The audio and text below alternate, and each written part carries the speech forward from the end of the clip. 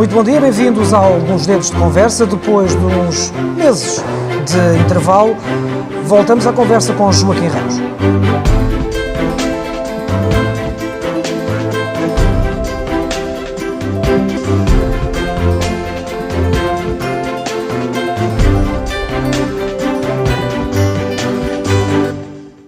Joaquim Ramos, bom dia. Bom dia. Depois de um interregno de alguns meses e com muitas coisas para falarmos. É a nossa rentrée. A nossa reentrée. A rentrée está na moda, portanto nós também fazemos a nossa. É uma palavra muito francesoide, não é?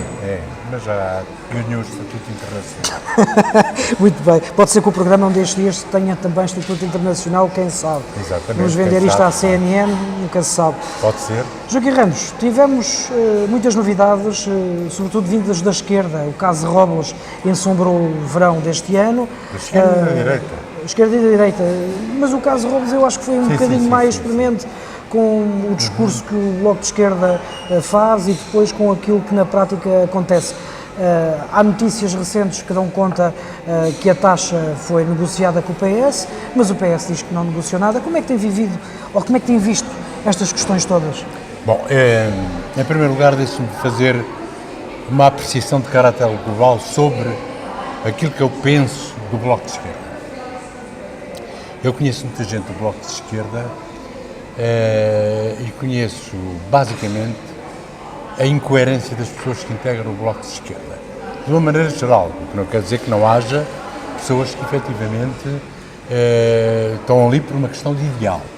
Mas as pessoas que integram o Bloco de Esquerda são normalmente pessoas que têm na sua vida privada uma situação privilegiada, que têm práticas que podem ser identificadas com aquilo que se chamam as chamadas práticas burguesas. A esquerda caviar, como... A esquerda caviar, a esquerda gambrinos, como eu lhes chamei também uma vez. E, de facto, neste caso, Robles só veio, efetivamente, provar esse tipo de situação. Eu, de facto, tenho pouca consideração pelo Bloco de Esquerda enquanto partido, ao contrário do PCP. Porque acho que, como já ouvi dizer, alguém na televisão, alguns estão para defender o povo português no poder, ou perto do poder, ou apoiando o poder, outros estão para se promover a si próprios. Eu penso que o Bloco de Esquerda é um pouco um caso. Aliás, a própria coordenadora não esconde que o seu grande objetivo é ser ministro, não é? E, portanto, vejo este caso de Robles exatamente como um caso típico daquilo que é a prática do Bloco de Esquerda. Por exemplo, irem para manifestações anti-aquecimento global através do CO2 em carros de alta cilindrada e altamente poluentes, por exemplo, fazerem estes ataques cerrados. Mas com gasolinas verdes, provavelmente. Ao fazer com gasolinas verdes, não duvido. É o tipo de carro que não leva gasolina verde que eu vejo lá, às vezes. Fazer estes ataques cerrados à propriedade privada e ao direito das pessoas de fazerem os seus lucros. E depois, na prática, individualmente, terem as atitudes que teve o Sr. Robles. Ainda por cima, a atitude que não foi, digamos, verberada, criticada pelo Bloco de Esquerda, o que eu acho uma coisa extraordinária. E mais, o Sr. Robles continua a ser vereador da Câmara Municipal, quando numa situação em que isto se passasse com outro partido, o Bloco de Esquerda estava 24 horas por dia aos berros a exigirem a sua demissão, não é? Portanto, eu de facto vejo isto como daquelas coisas que acontecem na política, que fazem as pessoas se esquecerem dos políticos e desistir da participação política. Esta questão é do género: faz o que eu digo, não faças o que eu faço? Exatamente, isto é claramente um exemplo de Frei Tomás, fazendo o que se diz e não fazendo o que se faz. Não é? E este... Os votos estão aí, eu há bocado referi, o vereador Robles foi obrigado a demitir-se, quer dizer, não se demitiu por seu moto próprio, não é? Naturalmente que se reflete, e a gente tem vindo a assistir à linha descendente das intenções do voto do Bloco de Esquerda, Por causa destas e por causa de outras situações que, de facto, desmascaram um bocadinho aquilo que é o objetivo do Bloco de Esquerda na sociedade portuguesa. Eu não quero com isto dizer, e que isto fique claro, que não haja pessoas do Bloco de Esquerda que estão lá por uma questão de ideal. Eu tenho uma grande admiração por todas as pessoas que militam em qualquer partido, independentemente do partido em que militam, por causa do ideal, e não para a defesa dos seus interesses ou dos interesses dos seus mais próximos. Não é? Dou-lhe um exemplo, podia-lhe dar vários exemplos, mas até nós, no nosso Conselho, temos uma pessoa que eu entendo que é um membro do Bloco de Esquerda por convicção, porque acredita naqueles ideais, porque toda a vida lutou por eles. Estou-me a referir, como sabe, ao Daniel, claro. Mas eu creio que isso são pessoas que têm uma formação política já mais consistente. As ideologias vão sendo também Tem uma formação política consistente e, portanto, uma ideologia consistente. E não tem que ver com este folclore. Mas acha que estas novas gerações não ligam tanto à ideologia, mais aos chavões, ou não vão acreditando tanto nas ideologias que os partidos... Estas gerações são gerações muito táticas em termos de carreira política, não é? E, portanto, vão se aproximando dos partidos em função daquilo que os partidos poderão dar em termos de carreira política, porque são pessoas que não têm outro tipo de atividade. Aliás, eu acho que um dos grandes problemas da política portuguesa é o facto de que haver uma geração de políticos completamente desligada da realidade profissional, da realidade do país, da realidade do dia-a-dia, e que fizeram a sua conversão exclusivamente através das juventudes partidárias, através de golpes palacianos, através de apoios que taticitamente são dados e retirados, não é? E, portanto, eu acho que a política perdeu o conceito e a noção de valores. É por isso é que eu não quero exercer mais qualquer cargo de Está a dizer isto lá para casa. Política. Como? Está a dizer isso lá para casa. Para casa de quem? Para quem nos está a ver, não é? Claro, com certeza. Olha, por falar nos cargos políticos e nas reentrées e nas ausências de valores, há quem aponte isso, por exemplo, ao Rui Rio, que neste momento até está sujeito a poder eventualmente apoiar a taxa Robles. Não sei se será assim, porque eu acho a taxa Robles um completo disparate, não é? Porque eu acho que a carga fiscal que existe sobre o setor da habitação em Portugal já é uma coisa indecorosa, não é? Epá, as pessoas têm direito a fazer negócios, desde que são negócios legítimos e negócios legais, têm direito a fazê-los, não é? O Rui Rio é uma pessoa que, na minha perspectiva, pensa um bocadinho pela sua cabeça e não tem muito aqueles tipos de tática momentânea que nós estamos habituados a ver nos Tem uma agenda própria. Tem uma agenda própria, tem uma forma de atuação própria. E eu acho, sinceramente, que isso é uma atitude que vai vingar. Vai vingar para o lado do PS ou para o lado do PSD? Não vai vingar no interior do PSD. Quer dizer, ele neste momento tem uma série de detratores, são aquelas pessoas que acham que se deve dizer mal das coisas, ou bem das coisas, em função da origem delas, e o Rui Rio tem tido uma atitude de que as coisas são boas ou más, pelo que valem intrinsecamente, independentemente de onde vêm. Acho que isso é uma atitude séria na política e acho que isso é uma atitude que irá vingar, embora eu não tenha nada que meter na vida interna do PSD, naturalmente. Na vida interna do PS a coisa já é diferente, porque agora também tivemos a possibilidade de termos um IRS mais baixo para os imigrantes que regressem, mas exclusivamente na parte em que a Troika cá esteve e os que emigraram nessa altura. Acha que esta medida é justa? Tenho algumas dúvidas sobre isso, sinceramente. Eu não percebo. Obviamente que durante o período da Troika foi muito mau, houve uma percentagem significativa da população que teve que emigrar, especialmente jovens qualificados, emigraram como jovens qualificados, mas emigraram para países em que o leque salarial é um leque salarial bastante superior àquele que se pratica cá. E, portanto, os que ficaram cá, digamos assim, pode-se dizer que ficaram no seu meio, no seu ambiente familiar, no seu país, mas em termos salariais ficaram pior do que aquelas pessoas que efetivamente saíram. Acho que estar agora a fazer esse tipo de discriminação pode ser relativamente injusto, mas o que eu acho efetivamente pior ainda é o caso dos reformados estrangeiros com altos rendimentos que vêm viver para Portugal, que estão isentos de uma série de impostos que os reformados portugueses têm que pagar ao fim de uma longa vida de trabalho em más condições do seu país. Esta é uma questão que está também na ordem do dia e há quem defenda que a injustiça desta medida devia ser também aplicada ao contrário, ou seja, os portugueses que estão lá fora terem benesses lá fora que não têm, eventualmente. Concorda com esta visão? Nessa perspectiva concordo. Eu não concordo é com o princípio em si. Agora, uma vez que há o princípio, devia ser um princípio de reciprocidade também, não é?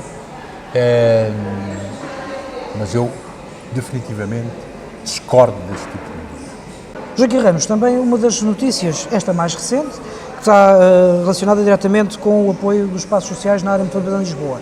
A Zambuja já não está na área metropolitana, portanto não será beneficiada, por um lado, com esta medida, será eventualmente prejudicada, porque será do Orçamento de Estado, provavelmente, a subsidiação. Não creio.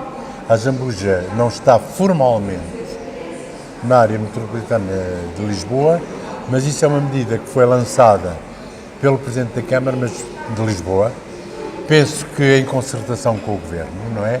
E é uma medida que se vai generalizar a todo o país. Aliás, o Governo já referiu esse tipo de situação.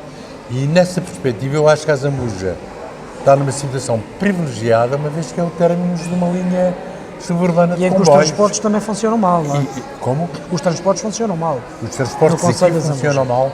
Eu, por acaso, não tenho essa opinião. Vou várias vezes... Relativamente a autocarros? Não, autocarros, tudo bem, isso não sei.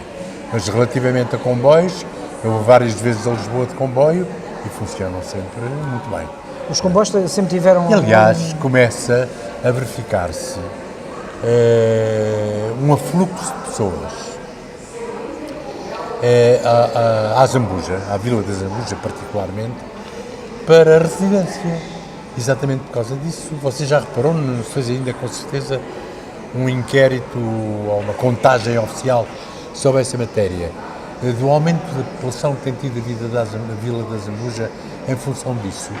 Eu sinto isso, por exemplo, porque eu sou proprietário de alguns apartamentos aqui em Zambuja, e a corrida ao arrendamento é uma coisa espantosa. Quer dizer, eu ponho um arrendamento, um apartamento num mercado para arrendar e no mesmo dia aparecem 20 pessoas a querer arrendar.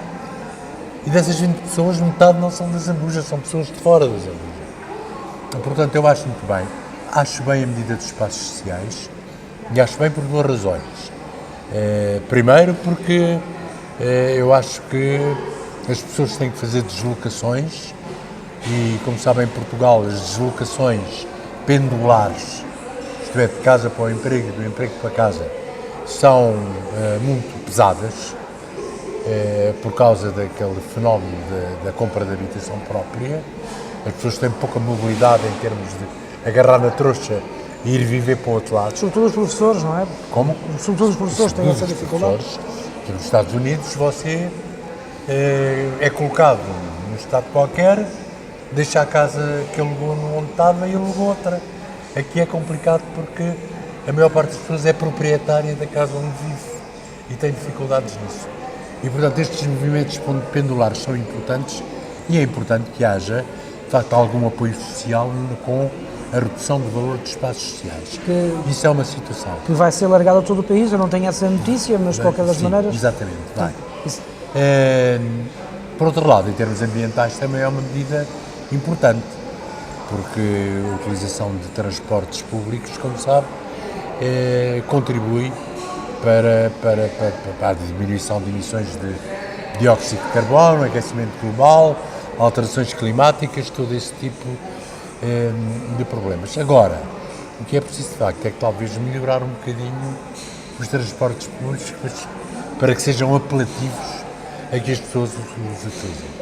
Lisboa tem a questão também dos carros a partir do ano 2000, penso eu, já não podem circular, por exemplo, na Avenida da Liberdade.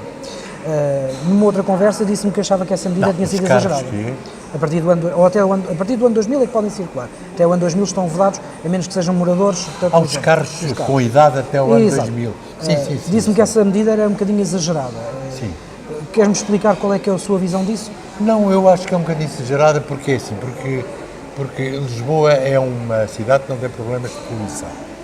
Dada a sua localização privilegiada, fica à beira do Tejo, com ventos oceânicos, tem uma série de vales por onde se faz, entre os quais o da Avenida da Liberdade, por onde se faz efetivamente a dispersão da poluição. Eu, quando trabalhei na Câmara de Lisboa, esse era um dos setores que estava na minha alçada e nunca houve situações, tínhamos postos de medição, nunca houve situações críticas em termos de poluição atmosférica. Havia ruído, não é? Havia ruído, mas em termos de poluição atmosférica não. Ora bem, as pessoas que têm carros anteriores a 2000 são normalmente pessoas de fracas posses, não é? E, portanto, proibir essas pessoas de cederem a determinadas zonas da cidade, acho que do ponto de vista social é uma medida relativamente injusta. Isso não tem volta a dar. Não tem volta a dar. Isso vai ao abrigo também de algumas diretivas europeias, não é? Vai ao abrigo disso e vai ao abrigo de uma tendência, de uma moda que há relativamente a este tipo de situação, das ciclovias, dos percursos a pé. Eu, por exemplo, sobre as ciclovias, acho que em Lisboa há ciclovias que não têm qualquer espécie de sentido. Deu a febre das ciclovias. E então eu acho, por exemplo, que a zona ribeirinha é uma zona privilegiada para haver ciclovias. Eu tenho amigos que vão do trabalho para casa, de casa para o trabalho, de bicicleta. O meu filho Pedro, por exemplo, só anda praticamente de bicicleta em Lisboa, não é? Agora, estar a meter ciclovias em Alfama, nas colinas do Castelo, na Graça, na Ajuda, penso que é efetivamente uma moda e como moda que dá origem a esse tipo de exageros. E depois, em alguns sítios, há alguma promiscuidade entre o trânsito de peões e o trânsito de bicicletas e isso acho que não seja uma coisa a aconselhar. É uma situação que, por exemplo, não se reflete na Zambuja, não é? Tem muito sítio para andar a pé.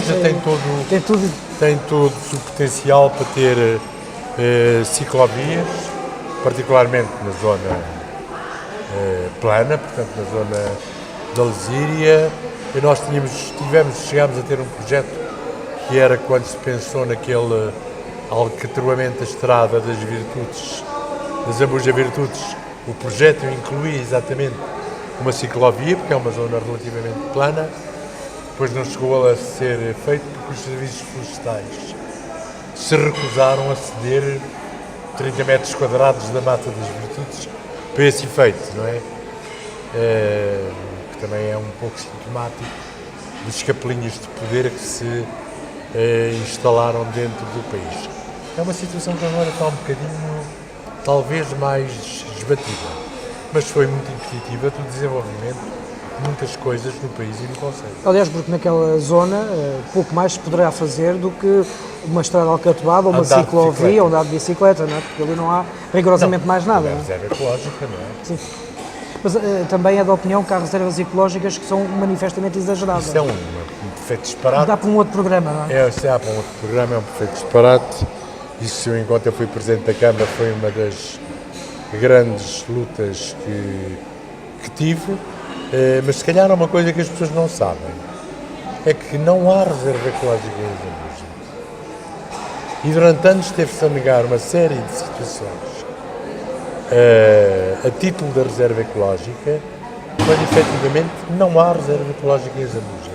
Existe o PDM? Não, mas o PDM, a publicação da reserva ecológica em termos do PDM foi formalmente errada, o que leva, tenho um parceiro disso sancionado pela CCDR, a dizer que não há reserva ecológica em Zambuja.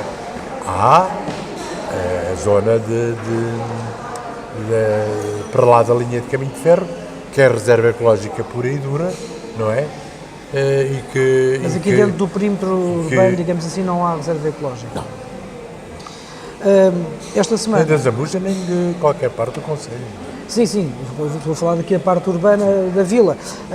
Esta semana assinala-se os 17 anos do 11 de setembro. Já falámos um bocadinho sobre isso. Joaquim Ramos é uma pessoa que gosta de ir a Nova Iorque, esteve lá antes e depois, já não gosta? Gosto, mas não vou.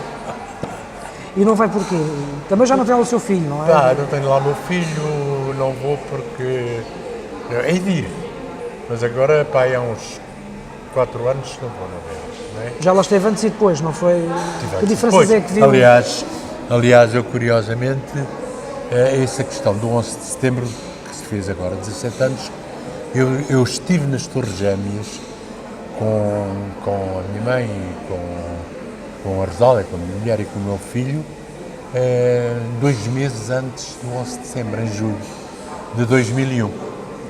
E, portanto, chocou-me particularmente também por causa dessa situação. Pensei, imagina que se tinham lembrado de fazer isto em julho. 2 meses antes. 2 meses antes. Depois acho que isto foi, de facto, o princípio de uma nova era para o mundo. Do ponto de vista sentimental, chocou-me imenso porque eu gosto muito de Nova Iorque. Acho que Nova Iorque é a capital do mundo, acho que é a cidade onde eu gostaria de viver. Se pudesse e tivesse condições para isso. Fui muitas vezes a Nova Iorque, meu filho viveu 4 anos em Nova Iorque, é uma cidade seguríssima, ao contrário do que as pessoas podem pensar, e eu acho que o ataque que foi feito a Nova Iorque foi cirurgicamente feito no sentido de simbolizar um ataque à civilização ocidental, não é? E é uma corrente fundamentalista islâmica cujo objetivo é destruir a civilização ocidental e transformar o mundo num enorme califato, onde as mulheres andam de burca e não têm direitos, onde as minorias são perseguidas e sacrificadas, onde a religião domina todo o tipo de relações entre as pessoas, e acho que simbolicamente o ataque às Torres Gêmeas foi cirurgicamente preparado exatamente para dar a entender isso. E mudou tudo, não é? E mudou tudo. Mudou tudo em termos de segurança, mudou tudo em termos das relações que se estabelecem entre as pessoas. Eu, por exemplo, conheço muita gente árabe e sempre tive pelos árabes. Estive há pouco tempo na Jordânia, que é um país o mais pacífico possível, onde nós podemos andar, nós e as senhoras, dia, de noite, toda a hora, as senhoras estão no café. Eu estive a ver o Real Madrid-Barcelona num café, no meio de homens, mulheres, etc, etc. No entanto, o que isto fez é que, quando a gente pensa no mundo árabe, a gente pensa que são todos generalizou-se o conceito, não é? Generalizou-se esse conceito. Foi muito mal também para o mundo árabe, não é? Quando 98% dos árabes são gente pacífica e o que quer é fazer o seu dia-a-dia. Joaquim Ramos, há uns anos atrás, penso que em 2011, era Presidente da Câmara da Zambuja, tentou parar o processo, ou pelo menos suspender o processo da triagem. Você passa de uma coisa mundial para uma coisa local, é mundial, com uma facilidade, é a vantagem do mundo do jornalismo. O que me exige também um grande esforço. Por isso é que nós temos um problema de sucesso. E uma grande elasticidade mental. É para lhe dizer o seguinte: no meu tempo de Presidente de Câmara, foi aprovada a localização de um aterro para resíduos banais e não perigosos na zona do Arieiro das Ubareiras, que tinha acabado o fim da exploração e que constituía um verdadeiro atentado ao ambiente. Porque, como toda a gente na Câmara sabe, ia-se despejar às escondidas e legitimamente todo o tipo de resíduos que se possa imaginar num buraco das Ubareiras. Apareceu de facto essa situação de fazer ali um aterro para resíduos banais e não perigosos. Eu quero sempre referir este tipo de situação. E nós achamos que sim, por duas razões. Primeiro, porque aquilo podia repor, ou melhor, o acordo que fizemos era no sentido de, ao fim de estar feito o enchimento da célula de extração de areias das uvareias, ser reposto o coberto vegetal e, portanto, deixar de haver aquela chaga na paisagem que constituía o buraco da exploração de areias das uvareias. Segundo, a Câmara teria uma cota na sociedade exploradora, que era dada gratuitamente, para poder controlar exatamente o tipo de resíduos que lá entravam. Não é? A Câmara, sendo parte da sociedade que fazia a exploração do aterro, tinha toda a legitimidade para o fazer e tinha mais possibilidades de o fazer. Simplesmente, eu depois, a determinada altura, começámos a ter determinadas dúvidas ou queria estudar melhor o processo. Porque aquele conceito de resíduos banais e não perigosos não era bem o conceito de restos de demolições que nós tínhamos a princípio. Era mais vasto. Era mais vasto.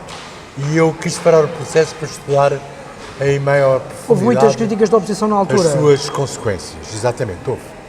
Mas a oposição criticava tudo, portanto, eu estava nas tintas para as críticas da oposição. E mandei uma carta à CCDR a pedir a suspensão do processo. Que é esta que nós temos aqui? Nunca tive resposta, entretanto saí Estava da no Câmara, processo, portanto... Entretanto saí da Câmara e, portanto, as coisas tiveram desenvolvimento. Como é que vê esse processo agora? À distância, evidentemente, mas como é que vê esse desenvolvimento? Porque há também a possibilidade agora do alargamento das novas células, que estavam previstas. Os moradores queixam-se dos cheiros ali perto. Olha, eu tenho passado, eu vou muitas vezes passear à Marquesa, não é para lá daqui, para lá da Marquesa, mas que é ali em frente. Nunca senti qualquer espécie de cheiro. Passo ali imensas vezes, de janela aberta de cá, nunca senti cheiros, não é? Tenho amigos que moram no bairro dos Espanhóis, às vezes vou à casa deles, nunca senti qualquer espécie de cheiro. Não é? E, portanto, não sei de onde é que vem essa ideia. Mas, independentemente disso, portanto, e das queixas que tem havido, quando me diz que a partir de certa altura não se conseguia perceber que tipo de resíduos é que iam a ser colocados, não deixa de ser uma preocupação. Sim, será uma preocupação, e eu penso que essa que era uma preocupação minha, continua a ser uma preocupação dos executivos seguintes, não é? Tem acompanhado muito perto do processo. Muito bem. Joaquim Ramos, voltamos a encontrar-nos por daqui a um mês, para falarmos mais um pouco. Há de haver mais notícias e mais motivos para falarmos, com certeza. E agora aproveito para desejar boas festas da freguesia. Obrigado. Que estão aí a partir de hoje. Boas festas também para a freguesia. Boa reportagem das festas da freguesia. Muitas.